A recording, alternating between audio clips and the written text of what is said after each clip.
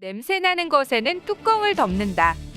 이 속담만큼 일본인의 성향을 잘 표현한 속담이 있을까 싶은데요. 일본 정부는 무엇인가 자신들에게 불리한 내용이나 이야기가 나오면 일단 감추고 보는 것이 습관화되어 있습니다. 최근 한국이 중국발 요소수 사태로 위기를 겪었을 때 일본은 자체적으로 요소수를 생산하기 때문에 안전하다며 한국을 비웃기도 했는데요.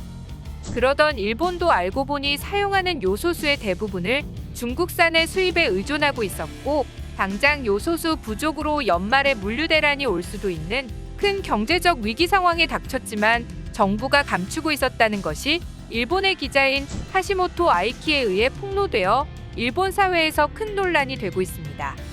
일본의 은폐는 방역 상황도 마찬가지였습니다. 현재 한국의 방역 상황은 매일 정부에서 경고 문자가 오고 있으며 국가적으로 위기 상황을 타개하기 위해 강화된 사회적 거리두기에 들어간 상황입니다. 3차 부스터샷까지 빠르게 접종을 실시하고 있으며 사회적 거리두기를 통하여 불편을 감수하면서 대응하고 있지만 늘어난 확진자들로 인해 병상이 부족해졌고 다른 질환자들마저 병원을 이용하기 힘든 불편한 상황입니다. 일본은 한국의 상황을 언론으로 대거 보도하면서 한국은 실패했고 일본은 성공했다며 사실상 코로나는 끝났다고 축제 분위기에 빠져 있고 식당 내 출입 인원수 제한을 대폭 완화하는 등 일본은 코로나가 사실상 종식된 것처럼 이야기를 하고 있습니다. 그러는 일본에서 알 수 없는 이유로 갑자기 사람들이 쓰러지기 시작하고 뜬금없이 매독 환자들이 대량으로 발생하고 있다는 뉴스가 보도되고 있습니다. 일본 내에서 6천 명이 넘는 환자가 발생하여 일본 역사상 역대급의 수치를 넘어서며 폭발적으로 증가하고 있다는 소식이 언론의 보도를 통해 나오고 있습니다. 사회적 거리두기로 인해 코로나 환자도 거의 줄어들었다며 자화자찬하던 일본인데 매독 환자는 늘어났다니 뭔가 이상함을 느끼며 슬슬 무엇인가가 잘못되어 가고 있는 것 같다고 말하는 사람들이 하나둘씩 늘어나고 있습니다. 매독은 모두가 잘 알다시피 대표적인 성병 중 하나입니다. 성적인 접촉이 생기지 않으면 발생하지 않으며 일본의 성, 문화가 문란한 것과는 별개로 코로나보다 감염률이 낮은 질병임에도 불구하고 일본 역사상 최대의 환자를 발생시키고 있다는 사실은 많은 사람들이 사회적 거리두기를 지키지 않았고 할 건 다 하고 다니고 있었다는 것을 반증하고 있다는 것입니다. 최근 일본 정부가 발표한 통계가 매우 잘못됐거나 또는 조작의 가능성을 의심할 만한 정황들이 보이고 있어 세계의 전문가들이 일본의 집계에 대해 믿을 수 없다는 반응을 보이며 일본 집계의 신뢰도에 대한 논의가 도마 위에 올랐습니다. 과연 일본이 발표하는 집계는 얼마나 믿을 수 있을지 자세히 알아보겠습니다. Go to. 오미크론 변이로 인해 세계가 다시 한번 빗장을 잠그고 있습니다. 영국은 이달 16일 기준 하루 확진자가 78,610명을 기록하며 올해 최대 확진자의 기록을 갱신하여 영국 전역에 큰 충격을 안겨주고 있습니다. 영국 보건안전청 제니 해리스 청장은 향후 확진자는 상당히 충격적이 될 것이라고 지적하며 오미크론 변이로 인해 코로나19가 본격적으로 다시 재확산하게 되었다고 전했습니다. 미국 역시 심각한 상황입니다. 미국 질병통제예방센터는 최근 한 회의에서 곧 오미크론이 대유행할 것이라며 그 시점을 내년 1월이나 늦어도 내년 봄으로 내다보고 있습니다. 전 세계가 오미크론에 비상이 걸리며 다시 빗장을 걸어 잠그며 통제의 수위를 높이고 있습니다. 그러나 일본은 세계적으로 강화되는 사회적 거리두기의 상황과는 정반대로 오히려 여행을 적극 권장하며 통제의 수위를 낮추고 있습니다. 일본은 외부 국가에서 들어오는 빗장은 잠궜지만 내부에서의 움직임은 전혀 잠궈놓지 않은 상태인데요.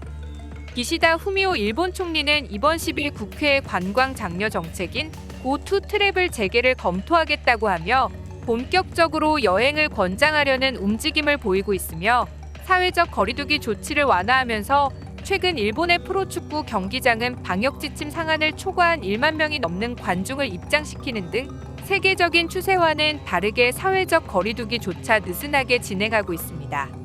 이는 일본 내에서 확진자 수가 감소했기 때문에 이런 조치가 가능하다고 이야기하고 있는 것인데요. 일본의 통계청에서 밝힌 하루 신규 확진자는 100명 초반대 수준이며 사망자는 한 자릿수를 넘지 않고 있습니다. 이런 일본의 갑작스런 감소세는 확진자의 폭발적인 증가로 골머리를 앓고 있는 다른 국가들과는 대비되는 상황이라 일본의 언론인 후지뉴스 네트워크에서조차 미스터리라며 의문을 표하기도 했는데요.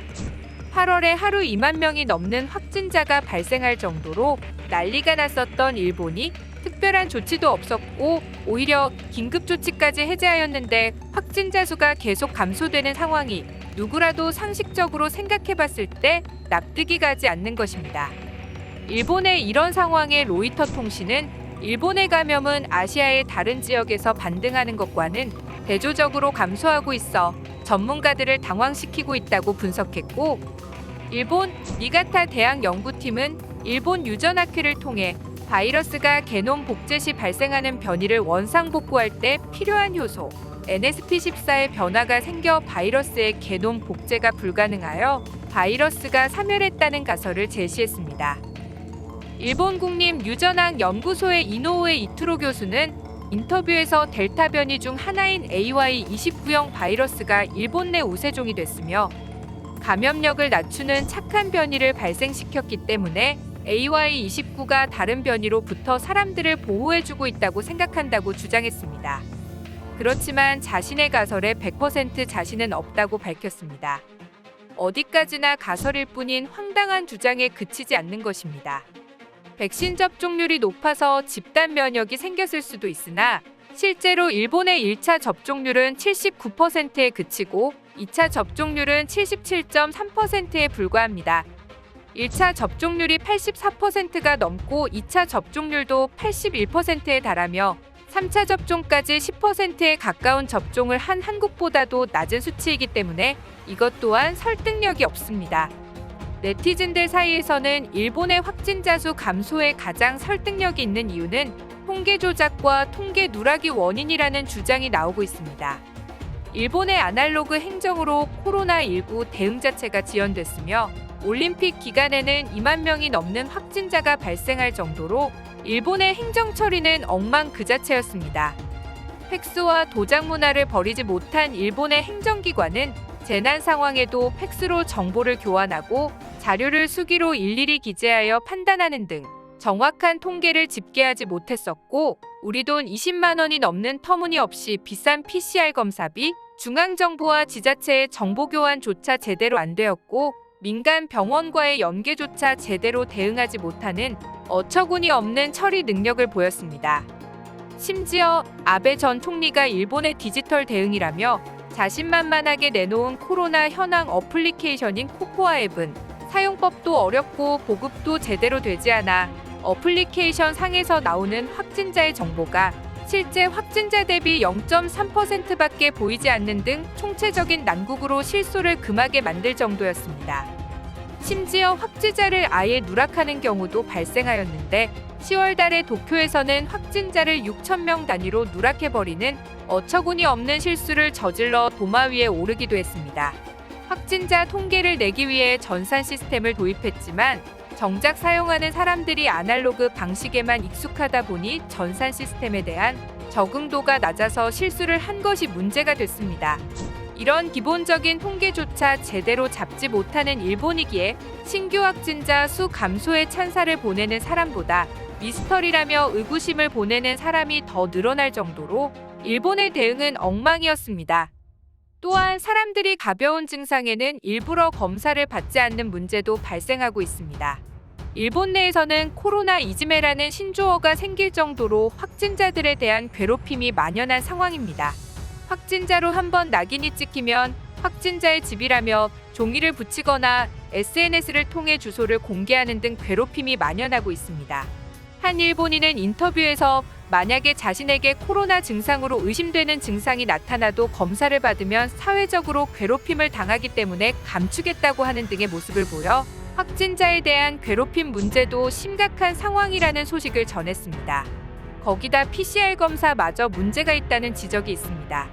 현재 세계적인 코로나의 대세는 델타 변이인데 일본에서 만든 검사 키트는 델타 변이를 감지하지 못한다는 것입니다. 델타 변이는 한국에서 만든 검사 키트가 가장 정확하다고 전해지고 있습니다. 올해에만 4조 원어치를 수출했을 정도로 한국의 키트는 정확도가 높은 데 반해 일본의 검사 키트는 델타 변이를 잡아내지 못하고 있습니다. 미국의 식품의약국인 FDA에서는 스파이크 단백질을 검출 부위로 선택한 PCR 진단 키트는 델타 변이를 검출하지 못할 수 있다는 경고를 이미 낸 적이 있습니다. 델타 변이는 최소 3군데 이상의 부위를 검출해야 진단이 가능한데 이런 검출 방식은 우리나라의 방식이며 일본은 이런 정확한 검출이 불가능합니다. 한국과의 관계가 최악으로 치닫고 있는 일본이 델타 변이를 진단할 수 있는 한국산 키트를 수입하지 않은 것이 원인이라는 분석은 매우 설득력 있는 내용이라고 볼 수 있습니다. 실제 일본에서는 길거리에서 갑자기 쓰러지는 사람이 심심치 않게 나오고 있으며 기력이 없어 몸을 추스리지 못하겠다며 학생들은 호소하고 있습니다. 특히 사회적 거리두기조차 제대로 지키지 않으며 매독이 이렇게 늘어난 나라가 과연 코로나로부터 안전한 나라인가에 대해서는 큰 의구심이 들 수밖에 없습니다.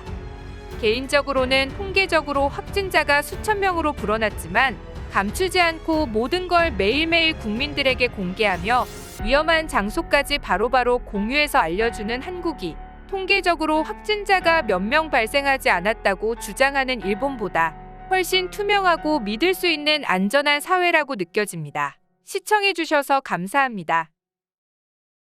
구독과 좋아요는 양질의 컨텐츠를 만드는 힘이 됩니다.